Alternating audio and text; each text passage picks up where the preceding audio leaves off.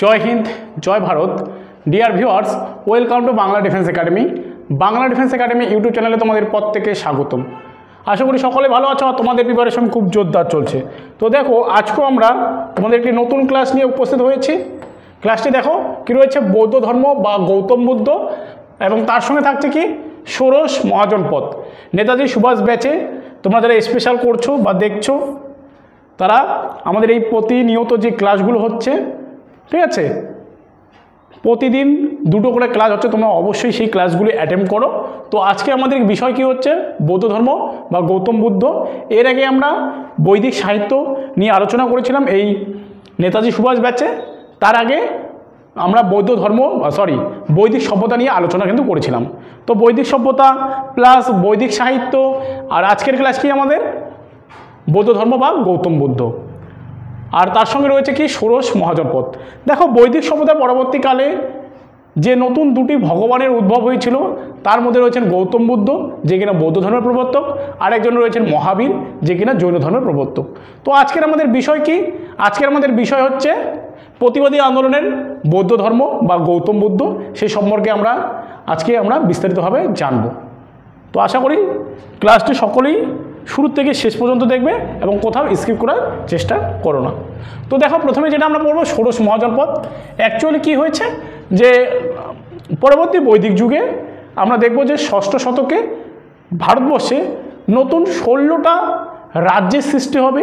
এই রাজ্যগুলিকে একত্রে ষোড়শ মহাজনপদ বলা হয়। তো এই রাজ্যগুলি কোথা থেকে, আমাদের বর্তমানে যদি আমরা দেখি, আফগানিস্তান থেকে শুরু করে গোদাবরী নদী পর্যন্ত এই ষোড়শ মহাজনপদটা কিন্তু অবস্থিত ছিল, 16টা রাজ্যে বিভক্ত ছিল। তো দেখো, আমরা বিভিন্ন ধরনের গ্রন্থ বা বই থেকে কিন্তু এই ষোড়শ মহাজন সম্পর্কে কিন্তু বিভিন্ন তথ্য পাই। তো সেই তথ্য অনুসারে আমরা এই ষোড়শ মহাজনপদটা কিন্তু নিয়ে আলোচনা করব। তো দেখো কি রয়েছে, বৌদ্ধ গ্রন্থ, অঙ্কুরোত্তর নিকায় এবং জৈন সাহিত্য, ভগবতী সূত্র প্লাস কল্পসূত্র থেকে কিন্তু আমরা ষোড়শ মহাজন পদ সম্পর্কে কিন্তু আমরা জানতে পারি। তো দেখো, খ্রিস্টপূর্ব ষষ্ঠ শতকে ভারতের কোনো কেন্দ্রীয় রাজশক্তি ছিল না। সেই সময় কোনো কেন্দ্রীয় রাজশক্তি ছিল না, মানে সবাই ইন্ডিভিজুয়াল ছিল, সবাই একজোট হয়ে যে একটা শক্তি সেটা কিন্তু ছিল না, সবাই ডিভাইডেড ছিল। বোঝা গেল? তো দেখো, এই সময় 16টি মহাজনপদের উদ্ভব ঘটে, মানে রাজ্যের উদ্ভব ঘটে, এগুলিকে একত্রে ষোড়শ মহাজনপদ কিন্তু বলে। এবার দেখো কোথায়, যেটা কিছুক্ষণ আগে বললাম, আফগানিস্তানের কাবুল থেকে দক্ষিণ ভারতের গোদাবরী নদী পর্যন্ত, এই গোদাবরী নদীর উপকূল পর্যন্ত কিন্তু এই ষোড়শ মহাজনপদটা কিন্তু ছিল। দেখো, ষোড়শ মহাজনপদগুলির মধ্যে ব্রিজি কম্বোজ মল্ল এই ছিল হচ্ছে গণতান্ত্রিক রাজ্য, অর্থাৎ প্রজাতন্ত্র প্রতিষ্ঠিত রাজ্য। এছাড়া দেখবো আমরা কি সবচেয়ে শক্তিশালী মহাজনপদগুলির মধ্যে হচ্ছে মগধ, কোশল, বৎস, অবন্তী, এগুলো কিন্তু ছিল। এবার দেখো, মগধকে ঘিরে রেখেছিল 3টি নদী। কী কী নদী? গঙ্গা, সোন এবং চম্পা। পরবর্তীকালে মগধ ছিল সবথেকে, মানে এই 16টা মহাজনপদের মধ্যে যদি আমরা দেখি, সবথেকে শক্তিশালী মহাজনপদ ছিল এই মগধ, ঠিক আছে। আর দক্ষিণ ভারতের একটিমাত্র মহাজনপদ ছিল, সেটা হচ্ছে গোদাবরী নদীর তীরে, সেটা হচ্ছে অসমক। এবার দেখো, এই ষোড়শ মহাজনপদগুলো যে রয়েছে, তার নাম, তার রাজধানী এবং বর্তমান অবস্থান, মানে সেই সময় প্রাচীনকালে তার নাম প্লাস তাদের সেই সময় প্রাচীনকালের রাজধানী এবং বর্তমানে এগুলো কোথায় অবস্থান করছে সেগুলো সম্পর্কে আমরা জানব। প্রথমে দেখো, কাশীর রাজধানী ছিল কোথায়? কাশীর রাজধানী ছিল বারাণসী। বর্তমান অবস্থান বেনারস এবং তার পার্শ্ববর্তী অঞ্চল। কোথায়? বেনারস এবং তার পার্শ্ববর্তী অঞ্চল ছিল কাশীর রাজধানী, মানে এখন বর্তমানে। কোশল রাজ্য কোথায় ছিল? কোশলের রাজধানী আগে দেখব শ্রাবন্তী। অযোধ্যা যে আমাদের উত্তরপ্রদেশে রয়েছে, সেখানে ছিল কোশল রাজ্য। এবার দেখো, অঙ্গ, চম্পানগরী বা মালিনী, ভাগলপুর এবং বিহারের কিছু অংশ, আর ভাগলপুরও কিন্তু বিহারের মধ্যে অবস্থিত, তাই না? এরপর দেখো 4 নম্বরে রয়েছে মগধ, গিরিব্রজ প্রথম রাজধানী, তারপরে হয় বৈশালী এবং পরে বা শেষের দিকে পাটলিপুত্র কিন্তু হয়। বর্তমানে আমাদের পাটনা যে রাজধানী আছে সেটা। বিহারের পাটনা এবং গয়া জেলা। ব্রিজি বা বর্জি যেটা রয়েছে, তার যদি রাজধানী দেখি, বৈশালী রয়েছে এবং বর্তমানে কোথায় রয়েছে? উত্তর বিহারের মুজফ্ফরপুর জেলা রয়েছে কিন্তু। এরপরে দেখো মল্ল বা মালব, কুশীনগর বা পাবা উত্তরপ্রদেশের গোরক্ষপুর জেলা। এরপরে দেখো চেদি রয়েছে, চেদির রাজধানী যদি আমরা দেখি শক্তিমাটি, বুন্দেলখণ্ড এবং মধ্যভাগে দোয়াব এর অঞ্চল। এরপরে দেখো বৎস, বৎস কোথায় রয়েছে? কোশাম্বী, এলাহাবাদ বর্তমানে আমাদের প্রয়াগরাজ, তাই তো। কুরু যদি দেখি ইন্দ্রপ্রস্থ বা হস্তিনাপুর, দিল্লি এবং তার পার্শ্ববর্তী অঞ্চল। এগুলো গেল টোটাল 9টা, এবং আরও কয়টা রয়েছে? আরও রয়েছে আমাদের 7টা। দেখো অহিচ্ছত্র এবং কাম্পিল্য তার রাজধানী, এবং বর্তমানে অবস্থান কোথায়? রোহিলাখণ্ড এবং ঊর্ধ্ব গাঙ্গেয় অঞ্চল। এরপরে 11 নম্বর দেখো কি রয়েছে? মৎস্য। মৎস্যর যদি রাজধানী বলি আমরা বিরাটনগর বা বিরাটনগর কোথায়? বর্তমানে হচ্ছে আমাদের রাজস্থানের জয়পুরের আলওয়ার, ঠিক আছে। নেক্সট দেখো আলওয়ার ও ভরতপুরের কিছু অংশ। এরপরে দেখো Surasena, Surasena very very important, কোথায় ছিল? মথুরা রাজধানী। এটা দেখো বর্তমান অবস্থান যমুনা নদীর তীরবর্তী অঞ্চল। এরপরে দেখো অসমক, দক্ষিণ ভারতের একমাত্র, তাই তো।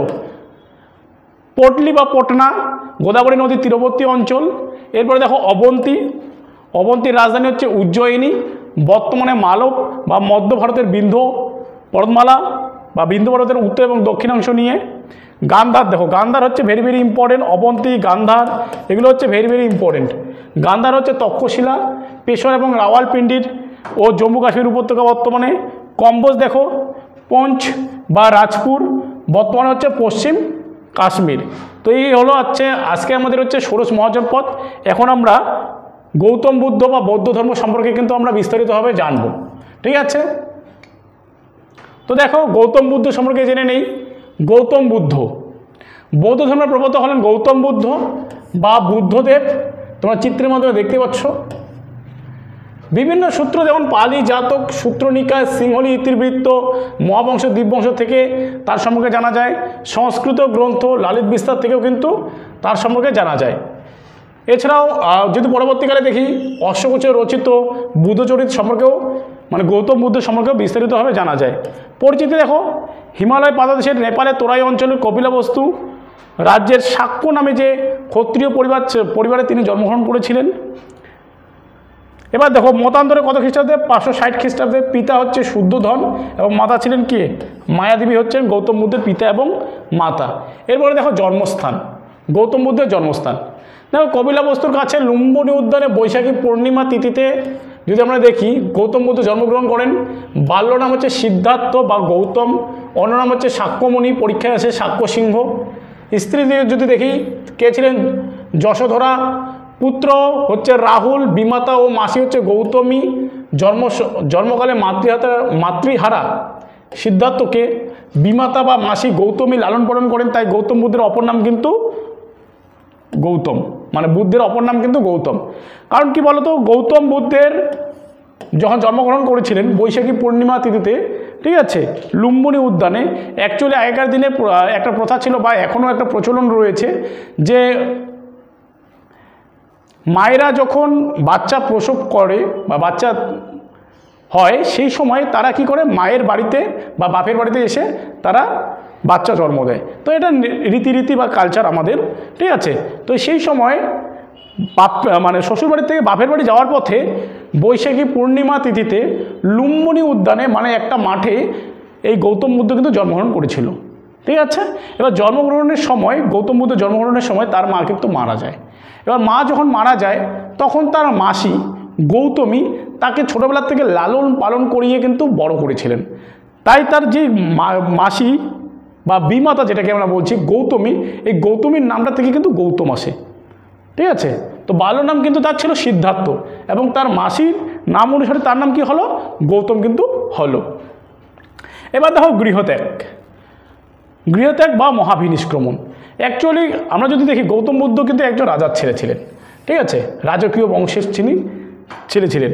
এবার বাল্যকাল থেকেই যদি আমরা দেখি গৌতম বুদ্ধের মানসিকতা ছিল ভিন্ন প্রকৃতির, মানে নর্মাল যে ছেলে মেয়ে হয় তার থেকে একটু ভিন্ন প্রকৃতির গৌতম বুদ্ধ কিন্তু ছোটোবেলার থেকেই ছিলেন। জীবনে বা সাংসারিক দুঃখ কষ্ট ব্যাধি বা মৃত্যুর হাত থেকে মুক্তির খোঁজে পুত্র রাহুলের জন্মদিনে তিনি গৃহত্যাগ করেছিলেন মাত্র 29 বছর বয়সে। এই যে গৃহত্যাগের ঘটনাটা সেটাই হচ্ছে মহাভিনিষ্ক্রমণ বা গৃহত্যাগ নামে কিন্তু পরিচিত। অ্যাকচুয়ালি মহাবিনিষ্ক্রমণ নামে কিন্তু এটি পরিচিত ছিল গৃহত্যাগের ঘটনাটি। এবার দেখো দিব্যজ্ঞান লাভ। গৌতম বুদ্ধ কীভাবে দিব্যজ্ঞান লাভ করলো বা পরম জ্ঞান লাভ করলো, এটা একটু আমাদের জানতে হবে। দেখো গৃহত্যাগের পর গৌতম বুদ্ধ বৈশাখী এই যে শাস্ত্রজ্ঞ পণ্ডিত আলারা কালামের কাছে প্রথমে শাস্ত্র অধ্যয়ন করেন। শাস্ত্র মানে বই পড়েন, অনেক বই পড়েন, বই পড়তে থাকেন।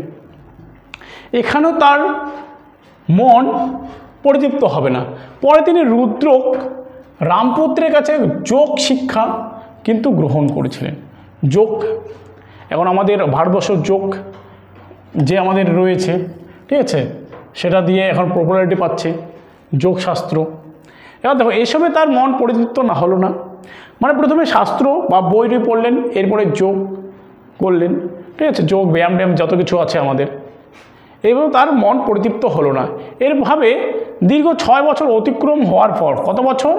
6 বছর অতিক্রম হওয়ার পর গয়ার কাছে নৈরাঞ্জনা বা নিরঞ্জনা নদীর তীরে উরুবিল্ব নামক স্থানে একটি অশ্বত্থ গাছের বা পিপল বৃক্ষের নিচে তিনি বোধি বা পরম জ্ঞান বা দিব্যজ্ঞান লাভ করেছিলেন। কিন্তু এই যে তোমরা চিত্রটা দেখতে পাচ্ছ, এখানে তিনি পরম জ্ঞান বা দিব্যজ্ঞান লাভ করলেন। কে? গৌতম বুদ্ধ। বোঝা গেল? তিনি যে অশ্বত্থ গাছের নিচে তপস্যা করে সিদ্ধি লাভ করেছিলেন সেটি বর্তমানে বোধিবৃক্ষ বা সেই সময় বোধিবৃক্ষ, এবং যেই স্থানটিতে তিনি জ্ঞান লাভ করেছিলেন সেটি বুদ্ধগয়া নামে কিন্তু পরিচিত হয়ে আছে বর্তমানে। চলো এবার হচ্ছে ধর্মপ্রচার। এবার তিনি নিজে জ্ঞান লাভ করলেন, উপলব্ধি করতে পারলেন যে আমাদের জীবনে দুঃখ, কষ্ট, দুর্দশা, বেদনা, এটার মূল কারণটা কি, সেটা যখন তিনি উপলব্ধি করতে পারলেন তখন তিনি তার নিজ ধর্ম বিভিন্ন মানুষের কাছে, সাধারণ মানুষের কাছে তিনি পৌঁছে দিতে চাইলেন। যেমন হচ্ছে তারা বিভিন্ন ধরনের দুঃখ, দুর্দশা, বেদনায় তারা মর্মাহত। তো তাদের যে এই যে দুঃখ, দুর্দশা, বেদনা, এগুলো থেকে তারা কীভাবে মুক্তি লাভ পাবে তার জন্য তাদেরকে ধর্মান্তরিত করতে লাগলেন, মানে তার নিজ ধর্ম দিতে লাগলেন, এবং বললেন যে এই উপায়ে তোমরা করো। কিছুক্ষণ পরে আমরা দেখব যে 8টি মার্গের কথা বলবেন, যে এই 8টি মার্গ তোমরা মেনে চলো, তোমাদের জীবনে কোনো দুঃখ, দুর্দশা, বেদনা কিচ্ছু হবে না, তোমরা সুখে সকলেই জীবনযাপন করবে। ঠিক আছে? তো ভগবান বুদ্ধ বারাণসীর কী রয়েছে, বারাণসীর ঋষিপত্তনমের বর্তমান নাম হচ্ছে সারনাথে মৃগদাব উপবনে তার প্রথম 5 জন অনুরাগী মানে শিষ্যদের নিজ ধর্মে ধর্মান্তরিত করলেন বা প্রচার করলেন। এরা হলেন কৌডিন্য, বাপ্য বা বাষ্প, অশ্বজিৎ, ভদ্রিক এবং মহানাম। এই 5 জন শিষ্যকে একত্রে পঞ্চভিক্ষু নামে কিন্তু পরিচিত। বুদ্ধের এই প্রথম ধর্মপ্রচারের ঘটনাকে বলা হয় ধর্মচক্র প্রবর্তন। এরপর দীর্ঘ 45 বছর ধরে তিনি উত্তর পূর্ব ভারতের বিভিন্ন স্থানে আপামর জনসাধারণের কাছে তিনি নিজ ধর্ম প্রচার করে বহু নরনারীকে তিনি নিজ যে ধর্মে দীক্ষিত করেন। তার ধর্মের প্রচারের মাধ্যম কিন্তু ছিল কি, মগধী প্রাকৃত সংস্কৃত নয়।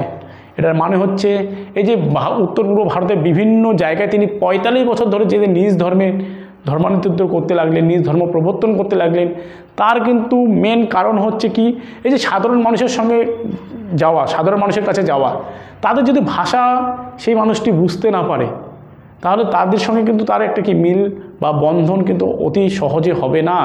তাই সে কী করলো, গৌতম বুদ্ধ কী করলো, প্রত্যেকটা ব্যক্তির কাছে গেল এবং প্রত্যেকটা ব্যক্তির যে ভাষা রয়েছে সেই ভাষায় তাকে বোঝালো, সেই ভাষায় তাকে ধর্ম প্রচার তিনি করলেন। তিনি কিন্তু সংস্কৃত ভাষায় ধর্ম প্রচার করেননি। সংস্কৃত ভাষায় সেই সময় যদি আমরা দেখি পণ্ডিত ব্যক্তিরা কিন্তু এই সংস্কৃত ভাষা উচ্চারণ করতেন বা সংস্কৃত ভাষা বলতেন। এখনও যদি আমরা বিশেষ করে দেখি, বিশেষ করে হচ্ছে পণ্ডিত ব্যক্তিরা এই সংস্কৃত ভাষা কিন্তু জানেন। আমাদের মতো সাধারণ মানুষ একটা টুকটাক বলতে পারি, না হলে কিন্তু পারি না। ঠিক আছে? তো আমাদের যেমন বাংলা ভাষায় মাতৃভাষা বাংলা ভাষা, সেরকম যদি আমরা বিভিন্ন রাজ্য যাই সেইখানকার রাজ্যের বিভিন্ন মাতৃভাষা রয়েছে। তো তিনি মাতৃভাষায় ধর্মপ্রচার কিন্তু করলেন। বোঝা গেল? এরপরে দেখা বিভিন্ন প্রতীক। তার ধর্মে কিন্তু বিভিন্ন প্রতীক রয়েছে, যেমন হচ্ছে বুদ্ধের জীবন বা ঘটনার সঙ্গে যুক্ত বিভিন্ন প্রতীকগুলি হলো কি কি, যেমন জন্মকে তিনি দিয়েছেন পদ্ম এবং ষাঁড়ের সঙ্গে তুলনা করেছেন বা এটি তার প্রতীক। মহাবোধি বা নির্বাণ লাভকে বলা হচ্ছে বোধিবৃক্ষ। আত্মত্যাগকে বলা হচ্ছে তিনি ঘোড়া, প্রথম ধর্মপ্রচারকে বলা হচ্ছে ধর্মচক্র, মহাপরিনির্মাণকে বলা হচ্ছে স্তূপ। এগুলো তার হচ্ছে বিভিন্ন প্রতীক চিহ্ন। এবার দেখো দেহাবশেষ বা দেহত্যাগ। অনুমানিক 486 খ্রিস্টপূর্বাব্দে, মতান্তরে 448 খ্রিস্টপূর্বাব্দে 80 বছর বয়সে মল্ল রাজ্যের রাজধানী কুশীনগর, পরীক্ষায় আসে মল্ল রাজ্যের রাজধানী নামে কুশীনগর, বর্তমান উত্তরপ্রদেশের গোরক্ষপুর জেলার কাশিয়াতে তিনি দেহত্যাগ করেন। বুদ্ধদেবের বৈশাখী পূর্ণিমা তিথিতে লুম্বিনী উদ্যানে যে মহাজীবনের সূচনা হয়েছিল, 80 বছর পরে সেই একই তারিখে বা একই আরেক বৈশাখী পূর্ণিমা তিথিতে তার কিন্তু অবসান হয় বা মৃত্যু ঘটে বা দেহত্যাগ ঘটে। বুদ্ধের এই দেহত্যাগের ঘটনাটিকে বলা হয় মহাপরিনির্মাণ। এরপরে দেখো ধর্মমত। তার ধর্মমত বা ধর্মপ্রচারের মূল উদ্দেশ্য কী ছিল? বুদ্ধদেব কি বলেন যে সমুদ্রের জলের একটি মাত্র স্বাদ, তা হলো নোনতা বা নোনা। আর আমাদের জীবনের বা একটি লক্ষ্য, আমার ধর্মের একটি লক্ষ্য, তা হলো মানুষকে দুঃখের হাত থেকে মুক্তি দান করা বা মুক্তি দান দেওয়া। ঠিক আছে, কি বললেন আরেকবার বলছি, সমুদ্রের জলের একটি মাত্র স্বাদ বা একটি মাত্র সমুদ্রে কি বলছে, সমুদ্রের জলের যেমন একটি স্বাদ তা হলো নোনতা বা নোনা, আর আমার ধর্মের একটি লক্ষ্য তা হলো মানুষকে দুঃখের হাত থেকে মুক্ত করা বা পরম জ্ঞান লাভ করা। ঠিক আছে, এটা তার বিখ্যাত উক্তি। এবার দেখো অষ্টাঙ্গিক মার্গ, যে আমরা যে সাধারণ মানুষ আমরা যে রয়েছি, তো আমাদের এই যে দুঃখ দুর্দশা বেদনার থেকে আমরা কীভাবে মুক্তি লাভ পাবো বা পরম জ্ঞান কীভাবে লাভ করব, এটাই তিনি বলেছেন যে এই 8টা মার্গ মেনে তোমরা চলো, তাহলেই তোমরা তোমাদের যে দুঃখ কষ্ট বেদনা রয়েছে সেটার থেকে মুক্তি লাভ পাবে। সেই 8টি মার্গ আমরা দেখে নেই। বুদ্ধদেব মানুষের আসক্তি বা বিনাশের জন্য তিনি 8টি মার্গের কথা বলেন। এটিকে অষ্টমার্গ বা অষ্টাঙ্গিক মার্গ কিন্তু বলা হয়। এগুলি কি কি? সৎ বাক্য, মানে সবসময় সত্য কথা বা সৎ কথা বলতে হবে, সৎ কার্য, সবসময় সৎ কাজ করতে হবে, সৎ জীবিকা পালন করতে হবে, সৎ চেষ্টা করতে হবে, সৎ চিন্তা করতে হবে, সৎ সংকল্প করতে হবে, সৎ দৃষ্টি রাখতে হবে, সৎ চেতনা থাকতে হবে, তাই না?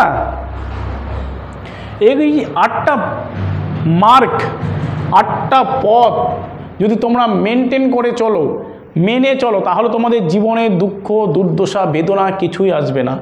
আমরা সৎ চেষ্টা করতে হবে, সৎ জীবিকা আমাদের নিতে হবে, সৎ চিন্তা করতে হবে, সৎ সংকল্প নিতে হবে যে কি কি করব, এটা সংকল্প, সৎ দৃষ্টি রাখতে হবে সেটার উপর, সৎ চেতনা থাকতে হবে। চেতনা, এই চেতনা জিনিসটাই হচ্ছে বিশাল বড় একটা জিনিস। যার চেতনা থাকবে না সে পড়ে থাকবে, তাই না? আমার একটা কবিতা এখানে মনে পড়ছে, আমাদের দেশে হবে সেই ছেলে কবে, কোথায় না বড় হয়ে কাজে বড় হবে, মুখে হাসি বুকে বল তেজে ভরা মন, মানুষ হইতে হবে এই তার পণ, তাই না? তো এই যে কবিতাগুলো লিখে গেছেন কবিগুলা, তো এগুলো যদি আমাদের কোথায় না হয়ে কাজে হয় তাহলে কিন্তু তারা এগিয়ে যাবেন। ঠিক আছে, এই যে 8টা মার্গ রয়েছেন আমাদের গৌতম বুদ্ধ, ঠিক আছে, ভগবান গৌতম বুদ্ধ যে দিয়ে গেছেন, এই 8টা মার্গ যদি আমরা এখনও মেনে চলি তো আমাদের কখনো দুঃখ দুর্দশা বেদনা কিন্তু হবে না। তো আমরা কেউ কি এগুলো মার্গ মেনে চলি না। আমরা মানুষের দেখে, বাহ উনি একটি বিশাল গাড়ি নিয়েছেন, বাড়ি বানাচ্ছেন, তো উনি কাজ করে বাড়ি বানাচ্ছেন, আপনার মতো তো না যে বসে বসে খাচ্ছেন। তো মানুষের দেখলে হবে না, নিজেকে তৈরি করতে হবে। ঠিক আছে, তেমন তোমরা যদি বলো যে পাশের বাড়ির ছেলেরা চাকরি পেলো, আমার দিদি একটা নার্সিং চাকরি পেল, আমার দাদা একটা বিএসএফের চাকরি পেল, তো তারা কিভাবে পেল? তারা নিশ্চয়ই সৎ সংকল্প করেছেন, সৎ চেষ্টা করেছেন, তাই তো তার হয়েছে। এবার তোমরা যদি চেষ্টা না করো, তোমরা যদি মানুষের দেখে দেখে থাকো, শুধু উমুক এটা করলো তমুক এটা করলো, এটা করলে হবে না, তোমাকেও করতে হবে, তোমাকেও পারতে হবে, তুমিও পারবে। ঠিক আছে, তার জন্য কি করতে হবে? তোমার সৎ চেতনা থাকা দরকার, সৎ সংকল্প থাকা দরকার, সৎ কার্য করা দরকার, সব কিছু তোমাকেই করতে হবে, তাহলে তুমিও পারবে, প্রত্যেকজনেই পারবে। যারা যারা তোমরা ভিডিওটা দেখছো প্রত্যেককেই পারবে। ঠিক আছে, তোমাদের মধ্যে সেই ক্যাপাবিলিটি রয়েছে, তোমাদের সেই ক্যাপাবিলিটিকে তোমরা নিজেরাই কাজ করো, নিজেরাই করে দেখাতে হবে, কেউ তোমাকে করে দেবে না। আমি যে তোমাদের টিচার, আমিও জাস্ট পথ দেখিয়ে দিব যে এইভাবে করতে হবে, এইভাবে পড়তে হবে, নিজেকেই পড়তে হবে, কিন্তু সব কিছু নিজেকেই করতে হবে। ঠিক আছে, তো চলো এই অষ্টমার্ক এর অনুশীলন করলে, অনুশীলন মানে কি, প্রতিদিন যদি আমরা করি, এই অনুশীলন করি, সৎ কার্য, সৎকর্ম, সৎ চিন্তা, সৎ চেতনা, সৎ সংকল্প যদি এগুলো করি, তাহলে কি হবে, অন্তরের প্রজ্ঞা বা পরম জ্ঞানের সঞ্চার হবে এবং তা থেকে আসবে নির্বাণ বা মোক্ষ। বোঝা গেল? এবার দেখো তার আরেকটি নীতি রয়েছে, সেটা হচ্ছে পঞ্চশীল নীতি। পঞ্চশীল নীতি কি, অষ্টাঙ্গিক মার্গ ছাড়াও গৌতম বুদ্ধ আরও 5টি নীতি পালনের উপর বিশেষ গুরুত্ব আরোপ করেছিল। এগুলি হলো লোভ, হিংসা, অসত্য, দুর্নীতি এবং অন্যায় না করা। এবার লোভ, কারো জিনিসের প্রতি লোভ করা, এটি ভীষণ খারাপ জিনিস। ও করেছে মানে কি, তোমাকেও করতে হবে, তোমাকেও পারতে হবে, কিন্তু লোভ করতে হবে না। ঠিক আছে? অমুক 5তলা বিল্ডিং দিয়েছে, তার মানে ও কষ্ট করে দিচ্ছে, সৎ কার্য করে দিচ্ছে, তুমিও সৎ কার্য করে যাও, তোমারও হবে। ঠিক আছে? এবার হিংসা, কারো প্রতি হিংসা না করা, অসত্য মানে সবসময় মিথ্যা কথা না বলা, দুর্নীতি না করা, ঠিক আছে, অন্যায় না করা, এগুলো কিন্তু তার পঞ্চশীল নীতির মধ্যে পড়ছে। এবার দেখো নির্বাণ। নির্বাণ শব্দের অর্থ হলো দুঃখ কষ্ট থেকে মুক্ত লাভ। নির্বাণ শব্দের অর্থ কি, দুঃখ কষ্ট থেকে মুক্ত লাভ। বৌদ্ধ ধর্ম অনুযায়ী জন্মান্তবাদ এবং কর্মফলবাদের চূড়ান্ত পরিণতি হলো নির্বাণ। ঠিক আছে? এবার গৌতম বুদ্ধ বলছেন, তুমি এই জন্মে কিছু যদি খারাপ কাজ করো, তাহলে এই জন্মে তার ফল কিন্তু তুমি পাবে, পরবর্তী কোনো জীবন কিন্তু হবে না। ঠিক আছে? এই জন্মে তুমি যেটা কাজ করবে তার কিন্তু ফল তুমি পাবে। আমি এখন পড়াশোনা করবো মানে কি, আমার ভালো ফল আসবে পরে। ঠিক আছে? তুমি কর্ম করে যাও, ফল তুমি পাবেই। কর্ম শুধু করে যাও, ফল তুমি কিন্তু পাবেই। এটাই গৌতম বুদ্ধ বলছেন। ধর্মগ্রন্থ দেখো, পালি ভাষায় রচিত এই ধর্মের মূল গ্রন্থ হচ্ছে ত্রিপিটক। তার মানে ত্রিপিটক তাদের মূল গ্রন্থ, এবং এটি কী ভাষায় রচিত, পালি ভাষায় কিন্তু রচিত। পিটক কথার অর্থ হচ্ছে পাত্র বা ঝুড়ি, আর বৌদ্ধ শাস্ত্রের 3টি ভাগ রয়েছে, তাই এর নাম হচ্ছে ত্রিপিটক। তাই এর নাম কি, ত্রিপিটক। এই 3টা ভাগ কী কী, সূত্র পিটক, বিনয় পিটক এবং অভিধর্ম পিটক। এবার দেখো গৌতম বুদ্ধ সম্পর্কে হয়ে গেল, এবং গৌতম বুদ্ধ পরবর্তীকালে বিভিন্ন বৌদ্ধ সম্মেলন হয়েছিল। টোটাল 4টা বৌদ্ধ সম্মেলন হয়েছিল। এই 4টা বৌদ্ধ সম্মেলন থেকে কিন্তু পরীক্ষায় প্রশ্ন আসে। ঠিক আছে? এই 4টা বৌদ্ধ সম্মেলন দেখো। প্রথম বৌদ্ধ সম্মেলন, যেটা 483 খ্রিস্টপূর্বাব্দে মগধের রাজধানী রাজগৃহে হর্ষঙ্ক বংশের রাজা অজাতশত্রু প্রথম বৌদ্ধ সঙ্গীত বা সম্মেলন আহ্বান করেন। ঠিক আছে? প্রথম বৌদ্ধ সঙ্গীত বা সম্মেলনে সভাপতিত্ব করেন কে, মহাকাশ্যপ। এগুলো কিন্তু পরীক্ষায় আসে, যে কে করলো, কোন রাজা করলো, কোন বংশের তিনি ছিলেন, কোথায় করলেন, কত সালে বা কত খ্রিস্টপূর্বাব্দে করলেন, এগুলো কিন্তু তোমাদের ভীষণ ভীষণ ইম্পর্টেন্ট। সেকেন্ড দেখো কি, দ্বিতীয় বৌদ্ধ সম্মেলন বা সেকেন্ড কাউন্সিল 383 খ্রিস্টপূর্বাব্দে শিশুনাগ বংশের রাজা। কে, কোন বংশের রাজা, শিশুনাগ বংশের রাজা কালাশোক বা কাকবর্ণ বৈশালীতে দ্বিতীয় বৌদ্ধ সম্মেলনে আহ্বান করলেন। এই বৌদ্ধ সম্মেলনের সভাপতিত্ব করেন কে, সাবাকামি। কে করলেন, সাবাকামি। এবার দেখো তৃতীয় বৌদ্ধ সম্মেলন 250 খ্রিস্টপূর্বাব্দে মৌর্য সম্রাট অশোক মগধের রাজধানী পাটলিপুত্রে, বর্তমান নাম হচ্ছে পাটনায়, তৃতীয় বৌদ্ধ সম্মেলন অনুষ্ঠিত কিন্তু করেন। এই বৌদ্ধ সম্মেলনে সভাপতিত্ব করেন কে, মোগলিপুত্র তৃষা। তিনি উপগুপ্ত নামেও কিন্তু তিনি পরিচিত। এই তৃষা হচ্ছে কি, উপগুপ্ত নামেও কিন্তু তিনি পরিচিত। এবার দেখো লাস্ট যেটা বৌদ্ধ সম্মেলন হবে, চতুর্থ বৌদ্ধ সম্মেলন 72 খ্রিস্টপূর্বাব্দে কুষাণ সম্রাটকে করবেন কনিষ্ক কাশ্মীর মতান্তরে জলন্ধরে চতুর্থ বৌদ্ধ সম্মেলনে আহ্বান করবেন। এই বৌদ্ধ সম্মেলনের সভাপতিত্ব করেন কে, বসুমিত্র। কী করবেন, বসুমিত্র, এবং সহসভাপতি করেন অশ্ব ঘোষ। ঠিক আছে? এইখানেই অশ্ব ঘোষ যদি আমরা দেখি, তিনি বুদ্ধচরিত কাব্যগ্রন্থটা কিন্তু রচনা করবেন। ঠিক আছে? এখানে বৌদ্ধের পূর্বজন্মের কাহিনী কিন্তু রচিত রয়েছে। তো এই ছিল আজকে আমাদের ষোড়শ মহাজনপদ প্লাস গৌতম বুদ্ধ সম্পর্কে বিস্তারিত ভিডিওটি কেমন লাগলো তোমরা অবশ্যই আমাকে কমেন্ট বক্সে জানিও, এবং চ্যানেলে নতুন হয়ে থাকলে অবশ্যই চ্যানেলটিকে সাবস্ক্রাইব করে পাশে থাকা বেল আইকনটি প্রেস করে দিও। এছাড়া আমাদের টেলিগ্রাম গ্রুপ রয়েছে, Bangla defence academy Telegram group রয়েছে, সেখানেও তোমরা জয়েন হতে পারো। এছাড়া আমাদের পাঁচের পাঁচলা পাঁচের পাঁচলা যে আমাদের রয়েছে ওয়েবসাইট রয়েছে, সেখানেও তোমরা জয়েন হয়ে বা যুক্ত হয়ে সেখানে তোমরা ফ্রিতে মক টেস্ট দিতে পারো। ঠিক আছে? তো এই ভিডিওটি কেমন লাগলো, আমাদের নেক্সট ভিডিও আসছে জৈন ধর্ম সম্পর্কে। তো তোমরা ভিডিওগুলি প্রত্যেকে দেখো এবং আমাদের পাশে থেকো।